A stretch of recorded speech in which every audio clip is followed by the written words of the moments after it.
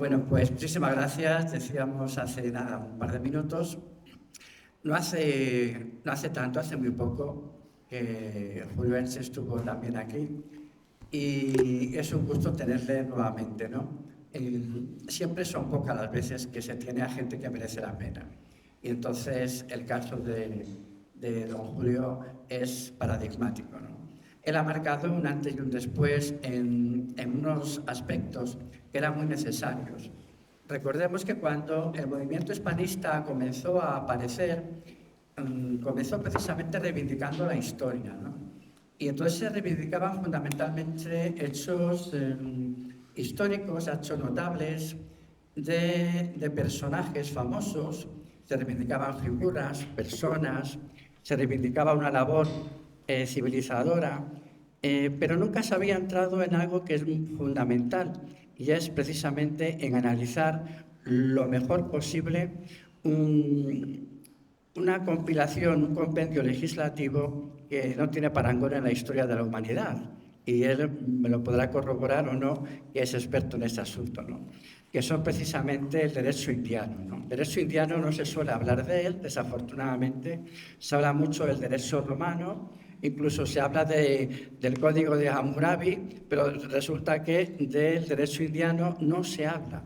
Cuando el derecho indiano supera con mucho, porque el derecho romano es muy institucional, pero el derecho romano desde un punto de vista social no tiene nada que ver con el derecho indiano. Entonces llama pues, poderosamente la atención que esté tan abandonado, ¿no? Cuando sin el derecho indiano el papel de la monarquía hispánica en el Nuevo Mundo hubiera sido otro, pero el derecho indiano marcó lo que se quería hacer. Y entonces el papel de Julio Ense es fundamental para explicarnos eso, ¿no? Él es abogado y un abogado, muy buen abogado, un abogado de prestigio, pero yo creo que pasará precisamente por su labor, no sé si tanto en los estrados de los juzgados como por su tarea en la defensa de lo que es el derecho indiano y además su divulgación. Tiene el libro clave, bajo mi punto de vista de él, es precisamente las leyes de Indias, si bien había participado con otras personas en otro libro coral que fue Cartas hispanistas al rey de España, un libro muy interesante, que yo creo que quizá no se le ha promocionado lo suficiente, ¿no? Y me acaba de comentar que está ya próximo a salir otro libro también coral con compañeros de viaje en el libro muy importantes, que se titulará Los historiadores hablan. De momento yo hablo fundamentalmente de las leyes de Indias, pero también de este que ya está, ¿no? Me están enseñando por ahí el libro, con lo cual no es que vaya a salir, es que ya ha salido. Bueno, a veces uno se le escapan detalles. Simplemente no tengo más que decir, solo que es un placer, Julio, tenerte aquí de nuevo y pediros un fuerte aplauso, para él.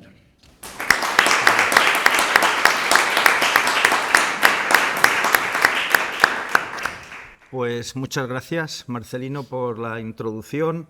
Especialmente gracias a todos los que hacéis posible estos actos. Es de admirar, además de que son muy necesarios, porque desgraciadamente lo que aquí contemos y vamos contando no se va a oír en las universidades prácticamente, ni en colegios, ni en institutos. Hoy en día toda esta gran y larga etapa histórica solo se va a conocer en actos culturales como estos, ¿no? Y bueno, como es la segunda vez que estoy en Gijón, a Dios gracias, afortunadamente, pues pensé darle un énfasis a otras cosas de las leyes de Indias, dejar dichas otras por encima, porque bueno, hay público que no estuvo la otra vez, pero creo que convenía, dado que esto no es nada más y nada menos que una legislación de 320 años en vigor en Hispanoamérica, en vigor como ley aplicable, pero luego las repúblicas independientes, cuando nacieron, seguían aplicando las leyes indias como derecho supletorio, y en el Caribe, 400 años de vigencia. Entonces, figúrense si esto da para lo que da, ¿no? Da para muchísimo. Bueno, el título con el que hemos convocado es El ordenamiento de protección a los pobladores nativos de América, que esa era la intención de las leyes de Indias. 6.500 leyes, esa era la intención. Pero hay otros aspectos y yo hoy quería pues entrar por otro lado, ¿no? Como era, a ver, vale.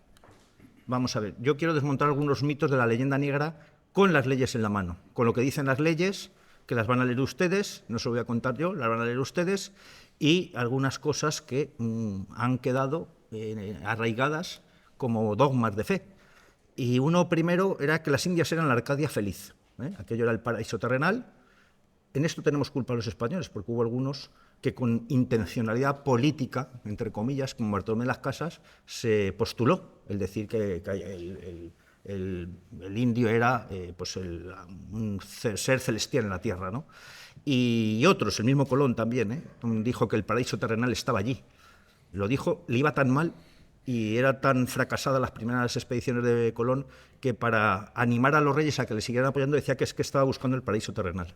Entonces, bueno, somos parte responsables de este mito. Bueno, otro mito es que se imponía la religión por la fuerza y la guerra, que lo vamos a ver y desmentir que esa falsedad. Se requería a convertirse a la fe sin entender una amenaza, el requerimiento. Otra institución por ahí que han manipulado y distorsionado, que había un bando español invasor y un bando indígena indefenso, o sea, que esto eran como un equipo de fútbol contra otro, y que las leyes no se cumplían. Todo eso voy a intentar hoy pues eso, en 45 o 50 minutos, y he pedido que me hagan señas si ven que me paso para dejar tiempo a charlas y debates. Bueno, yo antes de empezar en materia quiero que sepamos de dónde partimos en 1492. En España, en particularmente en los reinos cristianos de la península y muy en particularmente en Castilla, existía una tradición jurídica muy importante que empieza con las partidas de Alfonso X el Sabio de desarrollo jurídico en la sociedad para proteger a los vasallos y para hacer un ordenamiento jurídico justo. Y figúrense si son importantes las partidas de Alfonso X el Sabio, que en el Capitolio de Estados Unidos, los padres de la nación norteamericana, entre los símbolos que reflejaron allí está Alfonso X el Sabio, por esas partidas. O sea, lo tienen que valorar más los de fuera que los de dentro. Como ejemplo, base jurídica de igualdad, de justicia, de protección a los vasallos. Bueno, había una tradición jurídica importante en España, que son las partidas de Alfonso X el Sabio, luego son las leyes de Toro, promulgadas con Isabel la Católica, y las leyes de Indias. O sea, no veníamos de la nada. No veníamos de la nada. Esas partidas de Alfonso X el Sabio es el derecho romano que pervive hasta nuestros días, pero pasado por el humanismo cristiano.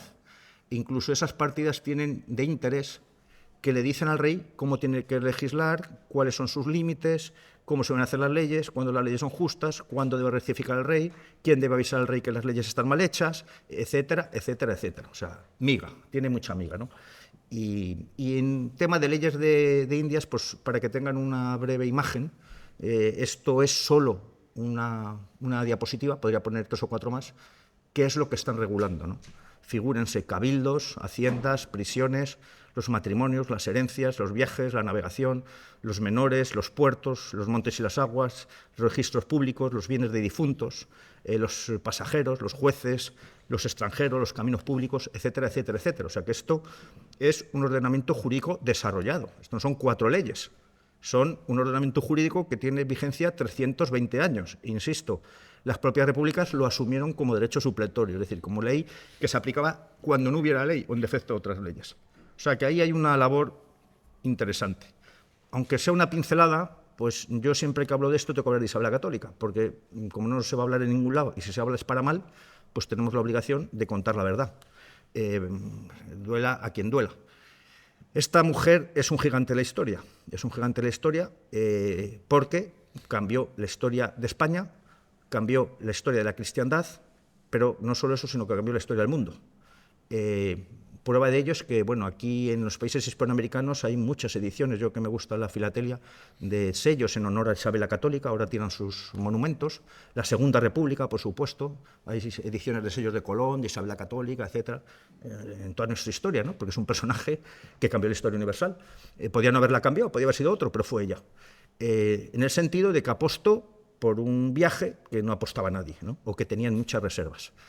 Pero Isabel la Católica, que es lo que quiero decir, la primera ley cronológicamente de la ley de Indias, del 23 de mayo de 1493, cuando Colón llegó a Barcelona, le dijo esto. Y esto es la directriz que siguen las leyes del principio hasta el final por todos los reyes, ¿no? Lo vamos a ver. Procure y haga el dicho almirante que todos los que en ella van y más fueren de aquí en adelante traten muy bien y amorosamente a los dichos indios, sin que les hagan enojo alguno y procurando que tengan los unos con los otros mucha conversación y familiaridad, haciéndose las mejores obras que se pueda, que se les honre a los indios mucho, y si caso fuere que algunas personas trataren mal a los dichos indios, en cualquier manera, que sea el dicho almirante como visorrey, es decir, visorrey es rey vis, o sea, mi espejo, y gobernador de su Alteza, lo castigue mucho por su virtud de los poderes de sus Altezas que para ello lleva. Bueno, este es un documento que está en la recopilación de la ley de Indias y está ahí, en el archivo de Indias en Sevilla. Esta mujer no solo eso, lo demostró con hechos, por ejemplo, liberando a 300 indios esclavos que trajo Colón por su cuenta y riesgo y los trajo para compensar las enormes pérdidas que tenía Colón con sus viajes a América. Invirtió toda su fortuna Colón en sus viajes a América. Se habla siempre de la corona de Castilla, pero Colón puso toda su fortuna y él, como era una ruina, pues trajo por su cuenta y riesgo 300 indios, que es la famosa expresión de Isabel la Católica, contada por su cronista Hernando del Pulgar, que le dijo que quién era Colón para hacer esclavos a sus vasallos que habían ido a América a salvar almas para el cielo y no traer esclavos para la tierra. Además de muchas otras muestras de contundencia enérgica que dio Isabel con el tema de los indios en su defensa. No voy a entrar mucho en ello, ya no quiero o puedo dedicar más tiempo. Bueno, desmontando mitos. Los primeros españoles que van allí, porque lo reflejan todo, llevaban escribanos. Llevaban escribanos obligatoriamente para levantar acta de lo que se hacía. Los españoles en algunas crónicas habla de costumbres bárbaras, de prácticas aberrantes y habla de los salvajes, ¿no? Es muy habitual que utilizaran el término los salvajes. Luego Bartolomé Casas viene a contar lo contrario, pero las primeras impresiones fueron terribles, ¿no? Fueron terribles y, bueno, esto es una pintura, época precolombina, de costumbres. Ahí ven cabezas, piernas, costumbres que consideran aberrantes, ¿no? Entonces las consideran aberrantes, yo hoy también las considero, ¿no? Comerse a una persona humana. Bueno, vamos a ver testimonios y vamos a ver qué dicen las leyes sobre esas situaciones que se encontraron. Esto es Bernal Díaz del Castillo, que fue un hombre, un soldado de Hernán Cortés, que le acompañó, escribió una obra, para mí muy valiosa, porque los abogados valoramos mucho los testigos que dan exactitud, precisión, detalles, nombres, lugares, se da fiabilidad al testimonio. Y Bernal Díaz del Castillo en eso pues cuenta con pelos y señales casi día por día lo que allí se encontraron. Y él dijo, en el pueblo cacique del indio Olintecle había rimeros con calaveras de 100.000 y otras 100.000 más sin poder contabilizar otros rimeros de zancarrones y huesos que no se podían contar. Bueno, eso que contó es verdad, ahí están las fotos. Esto es México, de hecho en hallazgos arqueológicos encuentran abajo muros puestos con calaveras humanas, que hacían forma lo utilizaban como ladrillo, y arriba exactamente es otra pared, fachada de calaveras de personas sacrificadas, ¿no? Estos 100.000 y otros 100.000, bueno, estas cifras nadie les da valor, las cifras se decían a ojo, y se decían para impresionar, ¿no? Impresionar. Decir que había 50 muertos no impresionaba a nadie, pero lógicamente hace lo mismo Bartolomé de las Casas en su crónica de la destrucción de las Indias, ¿no? No son fiables, pero él y todos estos cronistas hablaban a ojo de buen cubero y con la intención de impresionar. ¿Qué más cosas encontraron allí? Pues bueno, Carlos V en 1523... fíjense que Tenochtitlán había caído en 1521. Estamos hablando de hechos, sobre todo, que afectan a Mesoamérica, afectan a una parte de América, que es México, ¿no? Ordenamos y mandamos a nuestros virreyes, audiencias, gobernadores, etcétera, que prohíban expresamente, con graves penas, a los indios idolatrar y comer carne humana, aunque sea de los prisioneros y muertos de guerra. Si cuando llegan los primeros conflictos y choques, y tengo aquí creo que alguna expresión de Hernán Cortés, con caciques indios, pues dicen, usted, esto no se puede comer al prójimo, ¿eh? Y dicen, bueno, es que son prisioneros o son muertos de guerra. Entonces buscaban una excusa, ¿no? Pero fíjense en lo que estaba pasando, ¿no? O sea, las leyes reflejan realidades que pasaban allí, ¿no? Luego otra realidad, Carlos I, Nesto y la emperatriz gobernadora de Toledo, Isabel de Portugal. Alguien decía con mucho acierto ayer, dice, es que qué valiosas las Isabeles en España, me refiero, siempre hablando de historia, ¿no? No me juzguen mal, pues están pensando en otras cosas, Isabel I y Isabel de Portugal. La emperatriz tuvo un papel destacadísimo en la defensa de América, entre otras razones porque como mujer de Carlos V él estaba todo el día de guerra y estaba en Flandes, ¿no? Entonces, bueno, una de las órdenes, cédulas, es prohibimos y no defendemos a los caciques principales tener, vender, trocar por esclavos a los indios que les estuvieran sujetos. Aquí lo que quiero decir es que, dicen, los españoles tienen esclavos. No, es que los indios tenían esclavos. Y los españoles fuimos esclavos. Y los cristianos fuimos esclavos de los musulmanes. Y en particular las mujeres, que eran muy cotizadas, ¿eh? Cuando la reina Isabel deciden echar a los musulmanes de la península, que no se les ha echado de ningún lado, por cierto, de la península, ya no solo por la fe y por la unidad, que también, es que allí había hombres que tenían a sus mujeres, a sus hijas, a sus hermanas, en poder de los musulmanes, raptadas, que era un enorme y fabuloso negocio, el harén de mujeres que se vendía al norte de África o al mercado turco. Y hay un caso histórico muy concreto. Isabel de Solís, una niña de 14 años, raptada junto a su padre, al que pidieron dinero, se convirtió en Zoraida, una concubina de Mulay Hacén, un señor de 44 años, hoy se llamaría pederastia, que fue causa entre sí de la lucha o una guerra civil entre Boabdil con su padre y Fátima, la madre de Boabdil, precisamente por los celos que le había provocado esa niña cristiana convertida en la preferida de Mulay Hacén. Eso era un negocio que motiva. El señor de Sevilla, de Córdoba, sí, luchaba por su fe, también luchaba por rescatar a su hermana, o a su hija, o a sus padres. O sea, había una realidad que el mundo antiguo era bastante duro y cruel, mucho más de lo que nos imaginamos. Existían esclavos, y con eso quiero decir que los cristianos también fuimos esclavos, que esto era una cosa absolutamente normal. Felipe IV, rey de España.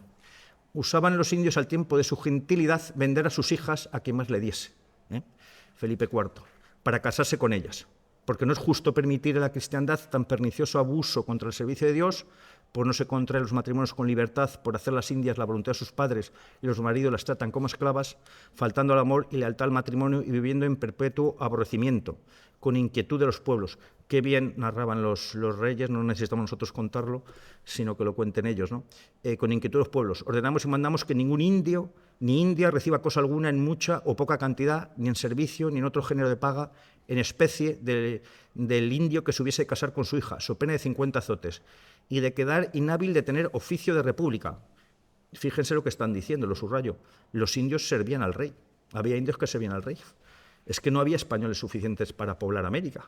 España es una península de 500.000 kilómetros cuadrados. América son 22 millones de kilómetros cuadrados. Son 40 veces España. O sea, había una realidad, y además lo tenemos en los documentos, que había indios que servían al rey, y luego los vamos a ver. Y restituir lo que llevo para nuestra cámara, y si fuera indio principal, quede por mecegual. Y los indios que fueran justicias de este rey, lo que estoy diciendo, alguaciles lo ejecuten. Y el gobernador y justicia mayor de la provincia lo haga ejecutar y se les hará cargo en residencia, los juicios de residencia. Esto también me quiero parar un poquito hoy. Otra práctica aberrante, otro hecho que nos cuentan no las leyes, sino los testigos de la época. Bernal Díaz del Castillo. No tiene desperdicio, más. Son libros muy fáciles de leer, como las cartas de relación de Hernán Cortés, muy aconsejable. En América no lo lee nadie, pero deberían. Esto os envía el capitán Xicotenga, Chacalteca, unos principales aliados.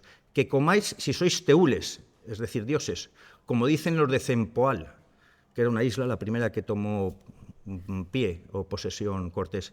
Y si queréis sacrificios, tomad estas 4 mujeres que sacrifiquéis, y podéis comer sus carnes y corazones, porque no sabemos de qué manera lo hacéis. y por eso no la hemos sacrificado ahora delante de vosotros. Y Cortés respondió con nuestras lenguas, es decir, traductores, que ya les había enviado a decir que quiere paz y que no venía a dar guerra. Y les venían a rogar y manifestar de parte de nuestro Señor Jesucristo, que es en quien creemos y adoramos, y el emperador Carlos, cuyos vasallos somos, que no maten ni sacrifiquen a ninguna persona como lo suelen hacer, y que todos nosotros somos hombres de carne y hueso, es decir, no somos teules, como ellos, y no teules, sino cristianos, y que no tenemos por costumbre de matar a ningunos, y que si matar quisiéramos, que todas las veces nos dieran guerra de día y de noche, había en ellos hartos en que pudiéramos hacerles crueldades. O sea, te dan las mujeres, vamos a ver cómo eran las mujeres en la época, te dan las mujeres para que te las comas o las sacrifiques. Esta es la siguiente idea que quiero exponer. No se pueden imaginar el cambio que supuso para las mujeres la llegada de las leyes, la llegada de los españoles. Vivimos en tiempos muy justos de defensa de los derechos de la mujer, pero es que la mujer, lo hemos visto, eran objetos, eran mercancías, servían para cargar, servían para sacrificarlas, servía para dejarlas embarazadas, vean el libro de Marcelo Gullo, y comerse los niños, hacían granjas de mujeres. Entonces, la mujer pasa de ser un objeto a ser un sujeto de derecho. En las leyes de Indias la mujer es un sujeto de derecho, que algunos derechos tenía que ejercer el marido, esto hasta el siglo XX, tenía que ejercer el marido, pero es un sujeto de derecho con los mismos derechos que cualquier ser humano. Las mujeres viudas, solteras, en fin, había mujeres que no tenían necesidad de ningún hombre para ejercer sus derechos, pero esto cambia la realidad de América enormemente. Entonces, primer mito, no era la Arcadia Feliz, no era Walt Disney, no se lo crean, porque ya oyes algunas voces, incluso políticas, ¿no?, que dicen que el mundo antes de Colón era maravilloso, había una igualdad absoluta, vivían en el medio ambiente, no había daño medioambiental y que eso era el oasis, ¿no? Pues el oasis es lo que han visto antes. Por eso esta mujer, cuando dice que no se le debe nada a los españoles y que casi todo se le debe al mundo anterior, yo creo que esta mujer no está indocumentada. Esta mujer utiliza eso como arma política para engañar a parte de su pueblo, porque con nosotros, con los mexicanos, no tenemos ningún problema y la sociedad mexicana, española, se entiende perfectamente, pero cuando ha dicho que antes de los españoles se le debe todo y que a los españoles no se les debe nada, pues figúrense todo lo que hemos leído, ¿no? De momento las leyes que he citado sobre minas, sobre puertos, sobre caminos, sobre cabildos, sobre que todavía existen en América, sobre matrimonios, no tenían leyes porque no tenían escritura. No tenían escritura, tenían pictogramas y tal, pero no tenían escritura. Figúrense si deben bastante a esa época, ¿no?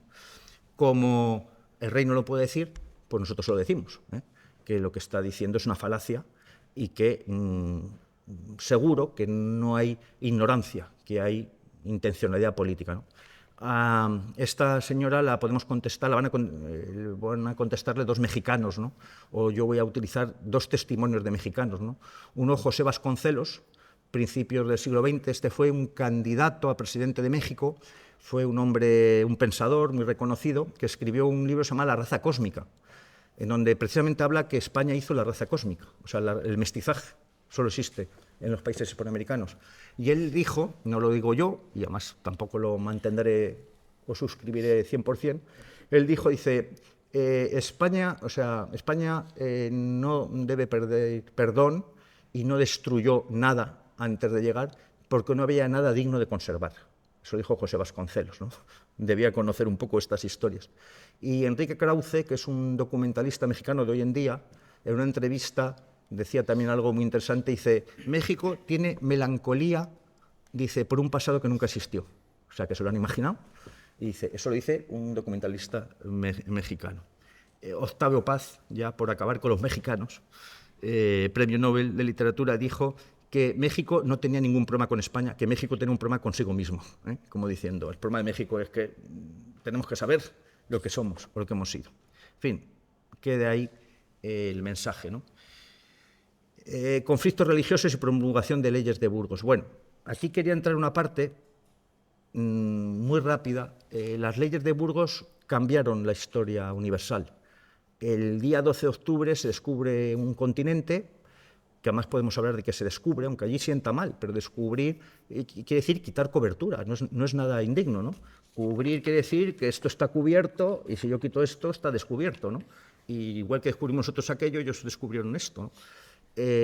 Pues en 1492 es verdad que se llega a un continente al principio sin saberlo, pero lo que realmente cambia la historia de la humanidad son las leyes de Burgos, y además lo dijo la Universidad de Oxford, porque aquí, a la vista de todo eso que han visto ustedes, de todos esos seres que había allí, que, ojo, América es un continente muy grande, las Indias es un continente muy grande, no son lo mismo los incas que los mexicas, y no son lo mismo los zapotecas que los araucanos, o los chachapoyas que los huancas, o que los pastusos. O sea, América, Pascual de Andagoya, que era un explorador, dijo que había pueblos que a 25 leguas de allí no conocían la existencia unos de otros. Es como si de Gijón a Oviedo nadie supiera que existe Oviedo, ¿no? Había muchos micromundos, ¿no? Y no todos, por supuesto, eran iguales. Incluso, como digo, hay cosas muy importantes que vienen de América, ¿no? Y que aportan América al mundo. Pero aquí se plantean esto, la condición humana, y además se lo plantea España, pero se lo plantea España no porque seamos más listos y más guapos que los demás, sino porque nos encontramos con esta realidad. Mientras España está debatiendo sobre la naturaleza humana, sobre algunos pueblos nativos, como por ejemplo los caribes, que se encuentran en el Caribe, en los que los propios taínos les llamaban los comehombres. Bueno, saben ustedes que el primer viaje de Colón quedaron allí 14 hombres en un fuerte que se llamó Natividad. Cuando volvieron se encontraron muslos y brazos en los árboles como si fueran jamones, ¿eh? Es lo que cuentan literalmente, o sea, se los habían comido. Entonces, había taínos, que era un pueblo amistoso, un pueblo que en general tuvo muy buena relación con Colón, y había caribes, que eran caníbales, y que, bueno, pues contra esa realidad, algunos españoles decían que eran animales que hablaban, o sea, no les daban la condición humana. Pues la Escuela de Salamanca, la ley de Burgos, en resumen, acaba aquí, diciendo todos los hombres son iguales y por derecho natural tienen unos derechos al nacer, tienen una naturaleza civil, tienen derecho a defenderse, los mares son comunes, esto en contra los intereses del rey de España. Dicen que el océano es un mar abierto, que se puede navegar por todos, en contra de lo que decía el rey de España, o lo que le interesaba. El hereje no pierde sus derechos de sus bienes, la única causa justa de guerra es por una injuria recibida, hablaré de eso. Los indios tienen derecho a vivir en sus costumbres, y solo se exceptúan leyes inhumanas que perjudiquen a los inocentes. Bueno, esas son las leyes de Burgos que, como digo, esto cambia, y cambia, y es un pensamiento filosófico que influye, por supuesto, a siglos posteriores, aunque no lo quieran reconocer o no lo sepan. Y mientras esto se está diciendo en España, porque se está enfrentando a esta realidad, para que vean el mundo lo que se estaba decidiendo, en Inglaterra, en esos tiempos se legislaba, por ejemplo, para que no se pudieran reunir más de 5 católicos juntos, so pena de muerte, para que no se pudiera ayudar en la liturgia a ningún sacerdote católico bajo pena de muerte, o, por ejemplo, en Suiza, país que tiene referencias universales de país desarrollado, tenían un señor que se llama Calvino, con un fabuloso monumento en Ginebra, que ejecutaba católicos y prendía fuego a católicos, entre ellos a Miguel Servet, un sabio español que hizo un comentario a su obra y le prendieron fuego con leña húmeda para que sufriese más, para que tardase más en morir. Los asistentes, el público asistente, pues llevaba leña seca para favorecer la muerte más rápida. O sea, eso era el mundo, y España estaba en otra cosa, pero porque se encontró otra realidad, se encontró otras circunstancias y tuvo que valorar cosas que nadie se planteó. Por eso España es pionera en lo que dice este señor, James Brown Scott. Por cierto, este señor luchó en el 7º Regimiento de Infantería contra los españoles en Cuba. Luego se hizo muy hispanista, pero este señor escribió una obra que se llama The Spanish Origin of International Law y otras obras, que dice que el origen de los derechos humanos están aquí, en las leyes de Burgos. Y además este señor fue encargado por Estados Unidos para crear la Sociedad de Naciones y luego la ONU. O sea, que alguien que sabía de esto. Bueno, no voy a hablar las leyes de Burgos, solo mensajes para los que no pudieron estar otra vez. Entre otras cosas, la ley de Burgos regula el trabajo de menores. Y en 1512 dicen que los menores de 14 años no pueden trabajar.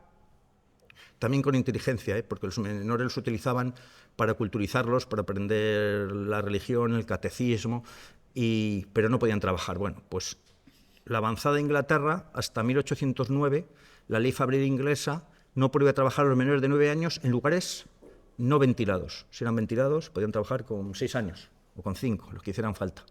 Esta ley se promulga en Alemania en 1836. Y en 1841, la ley Guizot francesa prohíbe el trabajo de menores de 8 años en fábricas, manufacturas y talleres. Y en Estados Unidos, en 1836, se prohíbe trabajar solamente en los 3 meses de colegio, de escuela. El resto, por supuesto, podían trabajar.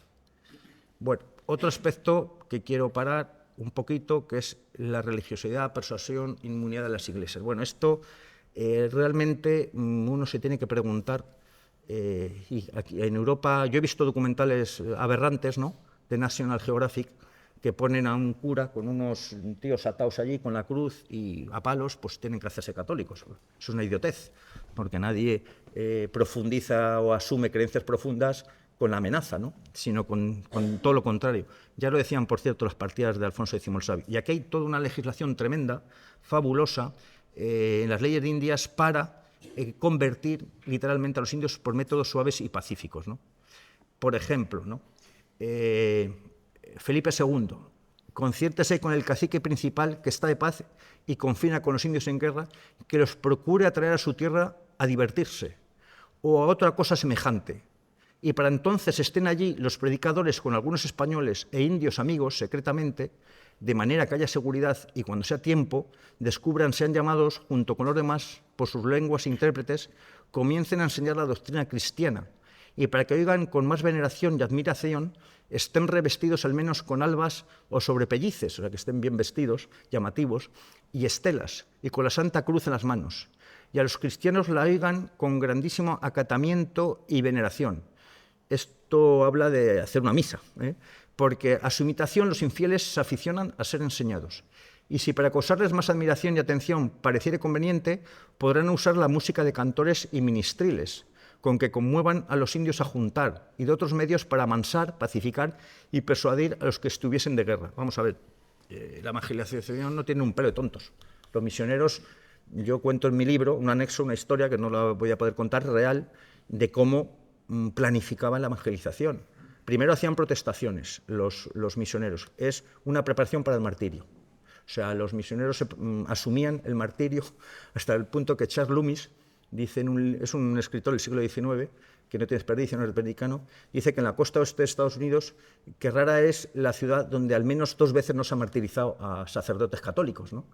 Y bueno, él se sorprende que viene del este de Estados Unidos y va llegando al oeste, y en el este están gente de raza blanca, y cuando va al oeste para recuperarse de un ictus, a unas misiones que le han recomendado que habían sido de Fray Junípero Serra, se encuentra indios y dice, pero bueno, ¿cómo es esto? ¿Qué cosa más rara? Aquí hay indios.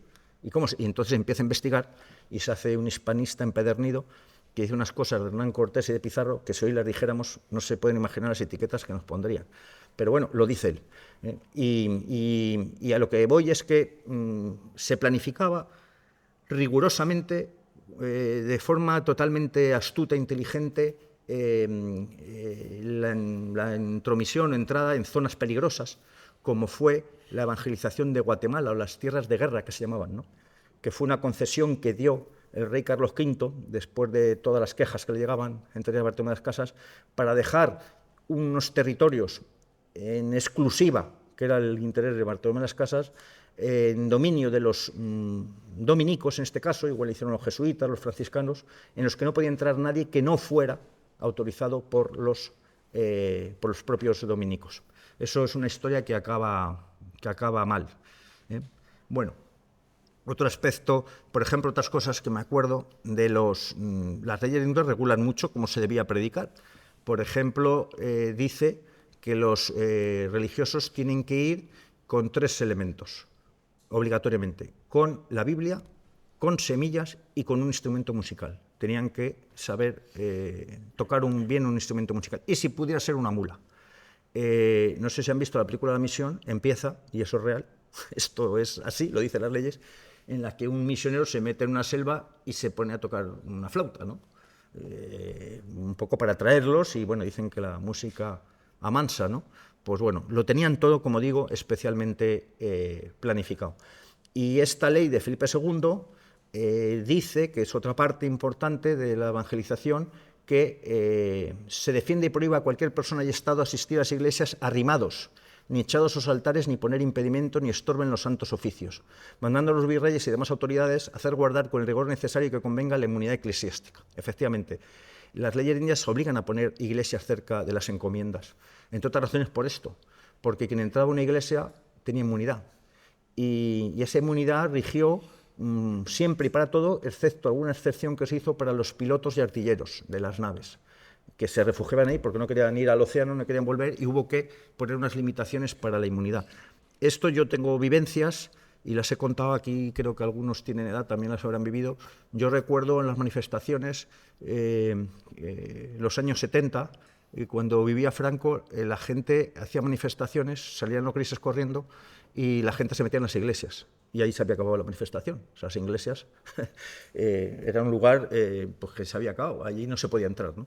Casi siempre se respetó, casi siempre. Carlos V, por ejemplo, quemó a unos comuneros en Mora de Toledo, se puede ver en la iglesia, cogió y prendió la iglesia con comuneros dentro, ¿no? Pero casi siempre se respetó. Bueno, matrimonios y mestizaje. Solo quiero que sepan, ya lo habrán visto y oído, Isabel la Católica ordena que se casen cristianos con indias y mujeres cristianas con algunos indios. Y también lo dice Fernando el Católico después, por si había alguna duda. Esto es la razón del mestizaje, o sea, la raza cósmica que hablaba José Vasconcelos. El mestizaje, estas mezclas, esto se dio en el mundo hispano, en los otros mundos era impensable, y lo vamos a ver a continuación, ¿no? Entonces, cuando dicen que exterminaron indios, primero, que ni se ordenó nunca exterminar indios, hacer el genocidio. Segundo, que no les interesaba exterminar indios.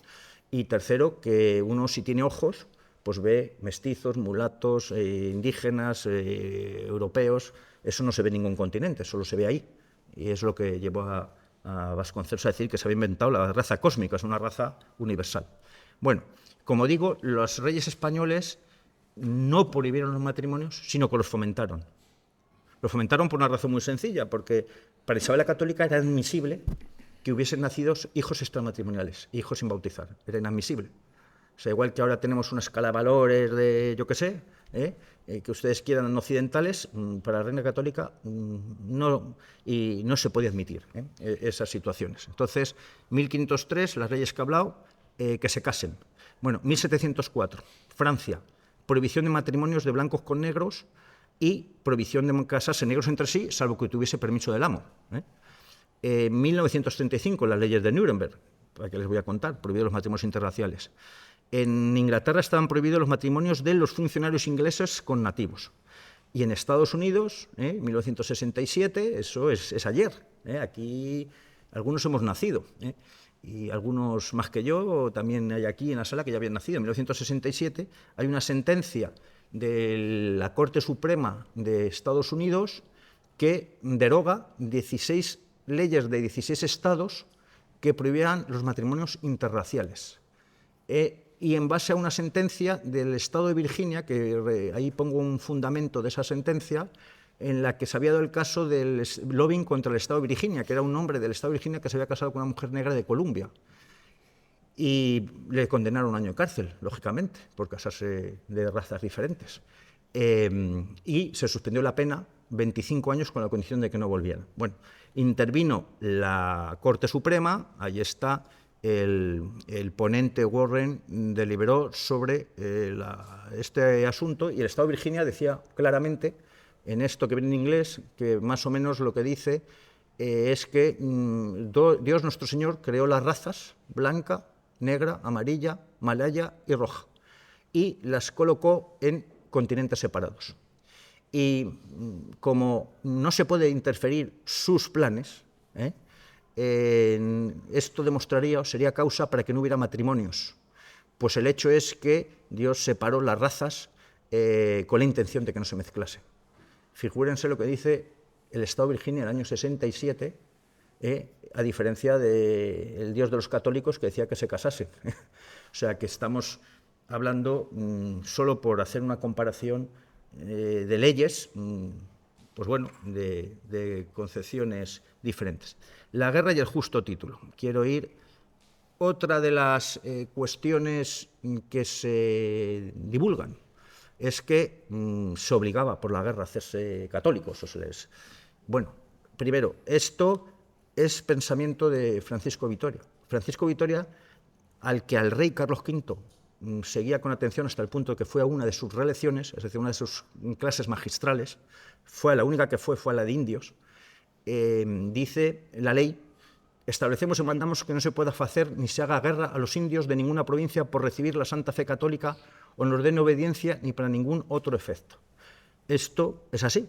Y además fue así, primero lo que he dicho antes de la conversión pacífica, suave, etcétera, pero es que Francisco Vitoria decía: vamos a ver la experiencia que tuvimos aquí en España, en la península, forzando a convertirse a la fe, forzando que era los judíos o se hace católico, usted tiene que irse, o a los musulmanes directamente que se fueran o se convertían. Y decía Francisco Vitoria, dice, esto nos ha creado problemas sociales, eran los propios sociedad cristiana quien rechazaba a los falsos conversos, la que demandaba que se expulsara, no era una voluntad de los reyes que se habían levantado por la mañana, era la propia sociedad quien lo demandaba, y decía, nos ha creado muchos problemas, y si alguien se convierte de forma ficticia o fingida, eso es sacrilegio. Y si se convierte para luego salirse de la fe católica, eso es apostasía. Desde el punto de vista canónico, o sea, faltas gravísimas. No se puede convertir a nadie por la fuerza. Y esto se traduce en leyes. Y luego, otra ley de Carlos I, que, por si queda duda, dice que si fueran agresores los indios y rompieran la guerra con mano armada a nuestros vasallos, poblaciones y tierras pacificadas, es decir, si los indios atacan a otros indios o a nosotros, se les hagan antes requerimientos necesarios, 1, 2 y 3 veces, y las demás que convengan, hasta traerlos a la paz con que, si estas prevenciones no bastaren, sean castigados como justamente merecieran y no más, es decir, proporcionalmente. Y ordenamos que, si fuera necesario hacerles guerra abierta y formada, se nos dé primero aviso al Consejo de Indias, con la causa y motivo que hubiere, para que nos proveamos lo que más convenga al servicio de Dios nuestro Señor. Vamos a ver, tú ves y oyes, además están en Internet, algunas idioteces en las que pretenden pintar que se hacía un requerimiento, esto, a los indios, se les hacía en español o castellano, el indio no entendía nada, se les obligaba a convertirse y entonces se les mataba. Eso es una idiotez, porque eso no se le ocurrió a nadie, y además que si querían matar indios no tenían que hacer esas idioteces. El requerimiento, y además eso te lo cuentan ahí en algunos vídeos de YouTube que yo he visto, qué maldad a los españoles que les obligaban a convertirse o les mataban, no. El requerimiento era un ultimátum. La guerra estaba perfectamente regulada. Las leyes están reguladas de guerra.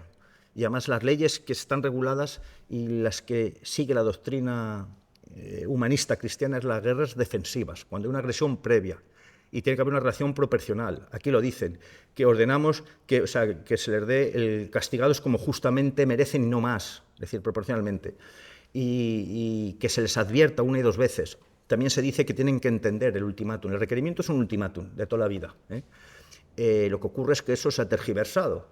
Y bueno, yo quiero que vean, deshaciendo otro mito, que esto de la guerra no era decir, oiga usted, o se hace católico o le mato. Eso no es, porque además eso es absurdo. O sea, eso nadie se hace católico. Se hace católico mientras estás aquí, pero cuando te sales de esa puerta tú eres lo que te da la gana, ¿no? Como es lógico y normal.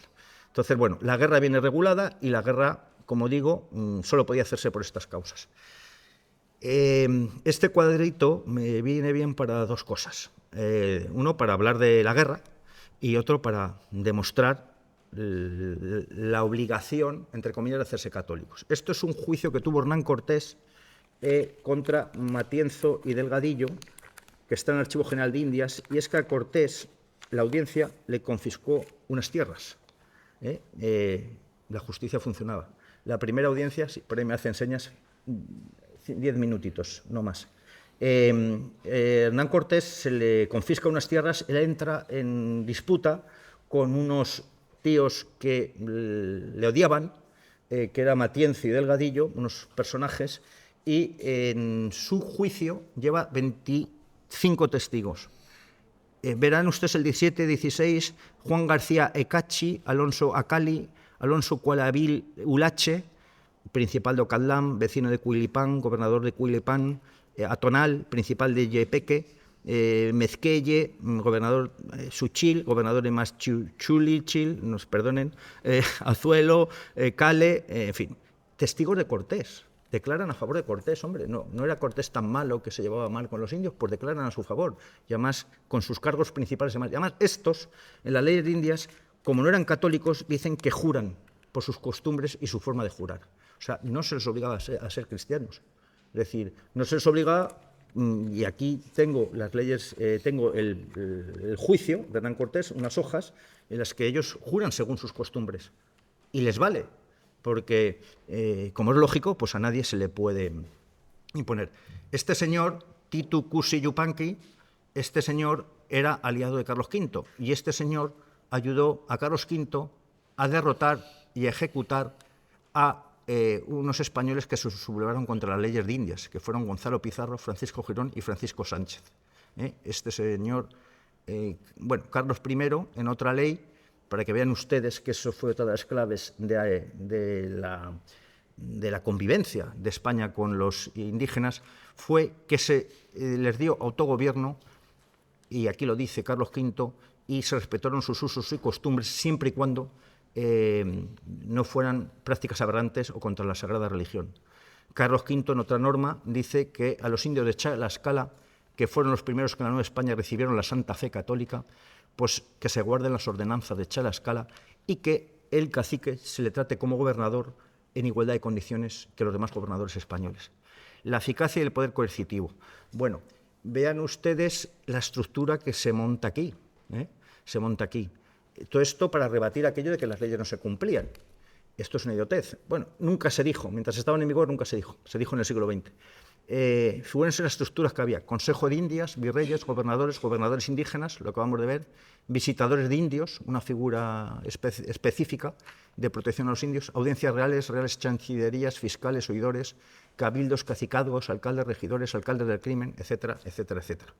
Fíjense esta estructura que perduró 300 años. Si unas leyes no funcionan, un ordenamiento jurídico eficaz, ¿creen ustedes que va a durar 300 años?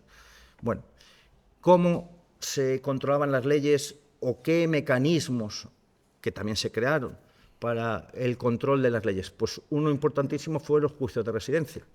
Los juicios de residencia, me quería haber extendido un poco más, pasaré deprisa. Esto era un sistema de control que se hacía a todos los servidores de los reyes, se hacía a todos, sin distinción.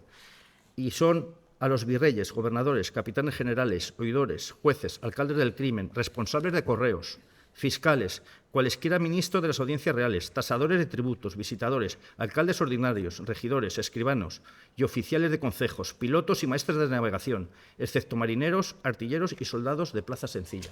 Todos estos pasaban, al acabar su servicio, por un juicio en el que, por una denuncia indirecta, testimonio directo o indirecto, indirecto es que a mí me han contado que el alcalde de Gijón pues, le han regalado un coche en Madrid.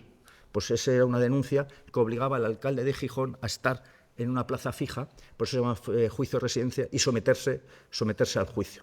Los juicios tienen el cargo de prohibir abandonar la ciudad, limitación de movimientos, había incluso embargo preventivo de bienes, tenían que pagar a los jueces de residencia, y esto luego se fue flexibilizando un poco, porque imagínense los abusos que había, entre ellos contra el propio Hernán Cortés, que le tuvieron 20 años de juicio de residencia. ¿Ustedes imaginan que a nuestros políticos les hiciésemos juicios de residencia en el siglo XXI? Que pudiésemos decir, no, es que he oído yo. Pues esto existía. Y esto era suficientemente disuasorio, porque acababa con algunos con ejecución y normalmente con multas. Y ser de servido el rey. Ser de servido el rey es que se te había acabado la carrera de servicio al rey, es decir, se te habían acabado los privilegios, las oportunidades, etc. Lewis Hanke, un historiador norteamericano, muy prestigioso, fue presidente de la Academia de Estados Unidos de Historia, vivió en Sevilla 5 años y un gran investigador del Archivo de Indias. Y miren lo que dicen, esto sobre que no se aplicaban las leyes. Tengo más testimonios, pero vamos a usar este que tiene mucha autoridad. La vida oficial en las Indias se ajustó a reglas férreas y pobre de la persona descuidada que las desobedeciera. Toda una sección de la recuperación de las leyes de los reinos de India se dedica a procedencias, ceremonias y cortesías. En Filipinas, la amistad con los naturales era atestiguada formalmente ante un notario público para hacerla oficial, es decir, para no abusar de los filipinos. En realidad, los españoles estaban tan habituados a certificar cada acción que llevaban a cabo que los notarios públicos eran tan característicos en sus expediciones como los frailes o la pólvora.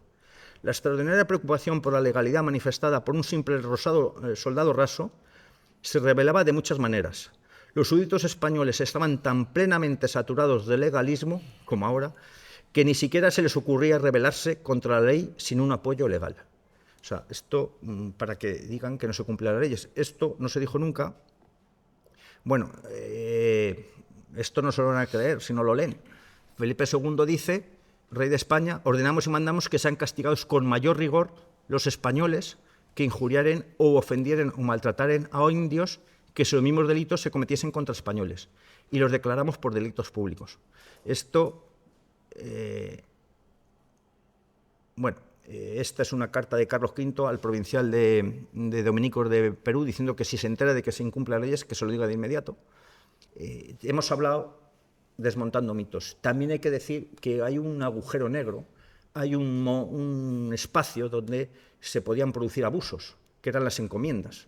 Las encomiendas era el sistema que se dio ya en la península ibérica, en el sur de España, para fomentar la población de nativos de aquí, que era una concesión del rey para explotar una mina, una pesquería de perlas o una gran plantación agrícola o ganadera. Se llamaban encomiendas.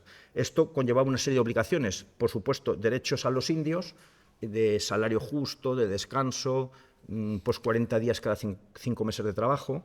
El Estatuto de los Trabajadores hoy nos da 30 días al año. Imagínense, 40 días cada 5 meses. En fin, había unas leyes que trataban de proteger al indio. En las encomiendas se llegaba continuamente, y por eso Carlos V llega a ordenar la extinción de las encomiendas y produce una guerra contra las leyes de Indias, por la orden de Carlos V, que acabó con la muerte, como he contado antes, de notables españoles por rebelarse contra las leyes de Carlos V. Y en el caso de Lima, por ejemplo, tenemos un dato para que valoremos lo que supuso eso. Las encomiendas, en Lima había 20 familias, de los 5.000 españoles que estaban residiendo en Lima, había 20 familias con encomiendas. 20 familias son 100 personas, o 120. O sea, de los 5.000 que había allí, pues había arquitectos, había ganaderos, había músicos, había religiosos, había maestros de oficios, etcétera, etcétera, etcétera. Es decir, que había un porcentaje de personas que podían someterse a abusos o a practicar abusos. Pero, para desfacer mitos, ¿quiénes eran los principales encomenderos de Lima? Pues este señor de allí, que se llama Carlos Melchor Inca, que era nieto de Huayna Cápac, un emperador inca. Ese es el principal encomendero de Lima, en 1570. Y en Nueva España, la principal encomendera se llamaba Isabel de Montezuma. Eso demuestra, como he dicho antes, que se integran en las estructuras existentes, se integran los propios indios. Muchos de sumo gusto, no son todos los indios contra todos los españoles, no, pues como es la pura realidad. Unos son más afines, otros no, y muchos, empezando por los aliados que tuvo Cortés y estuvo Colón, pues se pusieron de parte de los españoles casi desde el principio. Pero, ¿quiénes llevaban a los indios a las encomiendas? Pues lo tenemos por escrito. Este señor Vázquez de Espinosa habla que es un misionero teólogo que estuvo 14 años y hace la crónica de las Indias Occidentales, va visitando toda América, y aquí pone los salarios que cobraban los sacerdotes, los protectores, los contadores, el hospital médico y los curacas de indios. Los curacas de indios eran los que reclutaban indios para llevarlos a las encomiendas. Y ahí al lado tenemos, cobraban 1.000 pesos. O sea, los propios caciques indios reclutaban a los indios para llevar las encomiendas. Como es lógico, porque además no había españoles para imponer por la fuerza nada, ¿no? No en todos los sitios. Y aquí tenemos los indios que se reclutaban para la encomienda, para la mina de Castro Virreina, Cerros de San Juan y Trinidad. Pues Aymaras 456, Andamarcas 147, Parinas Cocha 254, Arequipa 380. O sea, estos indios son los que habían reclutado unos caciques para llevarlos a las encomiendas. O sea, entran en el sistema, como es lógico. Pues ellos participan porque tienen ventajas, ¿no?, al participar del sistema. ¿Qué se hizo para proteger a los indios? El protector de indios, una figura que no existe en ningún lado, y ese protector de indios era un funcionario que se sometía a juicio de residencia, que su misión era visitar cómo estaban los indios. Tenía que ser persona de probada honestidad, juicio de residencia cada 2 años, a los otros cuando acababa el mandato, a estos cada 2 años. O sea, vamos a ver, los reyes no se chupaban el dedo, ¿eh? Los reyes eran antiguos, pero conocían sus vasallos y sabían lo que se hacían, ¿no? Tenían obligación de hacer libros de visitas a las encomiendas y se remitían para el control del Consejo de Indias. No quita que, como en todas partes, se infringieran leyes. Sobre las leyes dicen no se cumplían, y yo llego al día de hoy, que llevo 38 años ejerciendo de abogado, y les voy a decir, tampoco se cumplen hoy en día. Muchas leyes no se cumplen, tenemos muchos ejemplos, pero tráfico de drogas, aquí van ustedes a Nueva York, van a Panamá, van a Roma y dicen, quiero comprar drogas, pues casi lo pueden comprar donde quieran. Trata de blancas, pues también hay, casi a la vista nuestra, ¿no? Explotación laboral, pues todo lo que ustedes quieran. Explotación infantil, pues van a países donde ustedes quieran. Es decir, las leyes, un ordenamiento jurídico eficaz, como hemos visto, Lewis Hanke, como han dicho otros, es obvio, pero siempre hay delitos y delincuentes, y además van por delante de la ley. Incluso en España les puedo decir que hay sentencias que no se cumplen, que tiene usted la sentencia del juez con el papel y ahora ¿qué hago yo con esto? Lo pongo ahí en la pared de mi despacho y voy a ganar el juicio, pero ahora usted no puede ir más allá. Entonces, todos los ordenamientos jurídicos son imperfectos y no se puede decir que las leyes no se cumplieran. Isabel la Católica. Bueno, yo, por lo que he contado de Isabel la Católica, quiero con esta imagen que ustedes vean que es inadmisible, inaudito, que hoy la población afroamericana tirase estatuas de Martin Luther King o de John F. Kennedy por ir contra los negros. Pues cuando se tiran las estatuas de Isabel la Católica por ir contra los indios es lo mismo. O sea, Isabel la Católica está al plano de estos señores porque si hubo alguien que desde el primer momento protegió a los indios de palabra y obra, fue Isabel la Católica. Entonces, cada vez que quieren desviar la atención, porque tienen sus problemas en sus países y quieren desviar la atención a la culpable, pues tienen la estatua de Isabel la Católica, injustamente, de Colón y de Cervantes, que no sé qué pinta Cervantes en todo esto. Pues también han tirado las estatuas de Cervantes. Y, para ir concluyendo, miren, yo creo que nuestros tatarabuelos, creo casi seguro que no estuvieron en América, porque estamos nosotros aquí. Y yo no creo que se pueda transmitir la culpa por vía genética. En las sociedades modernas, en Europa, lo que haga mi hermano es responsable mi hermano, no yo, lo que haga mi hija o mi padre. Hay una responsabilidad personal de los actos culpables. Pero transmisión genética no se transmiten.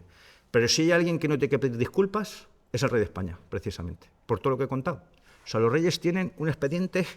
Esto no hace falta ser monárquico, republicano, sean lo que ustedes quieran.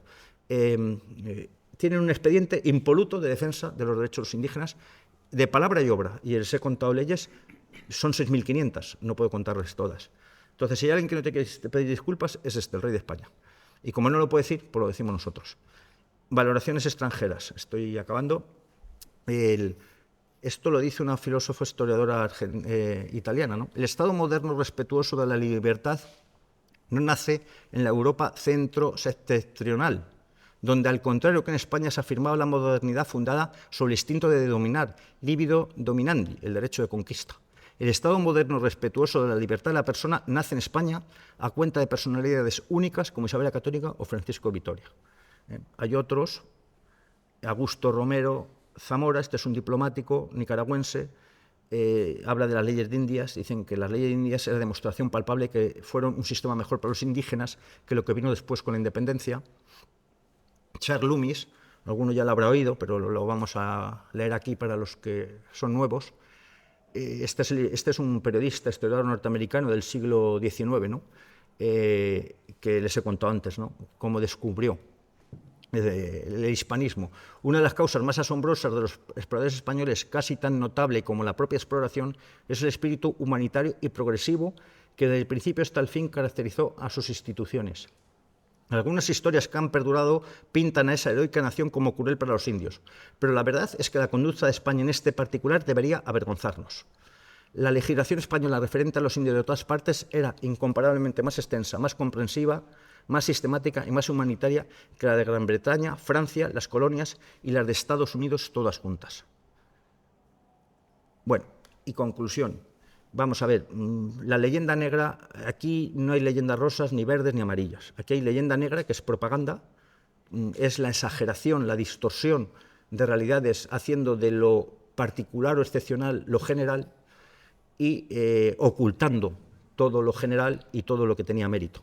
La leyenda negra, la propaganda o leyenda negra se rebate con la verdad histórica, que es lo que yo he pretendido con estos datos que les he dado ahí, con esas leyes, que no las cuento yo, las han leído ustedes.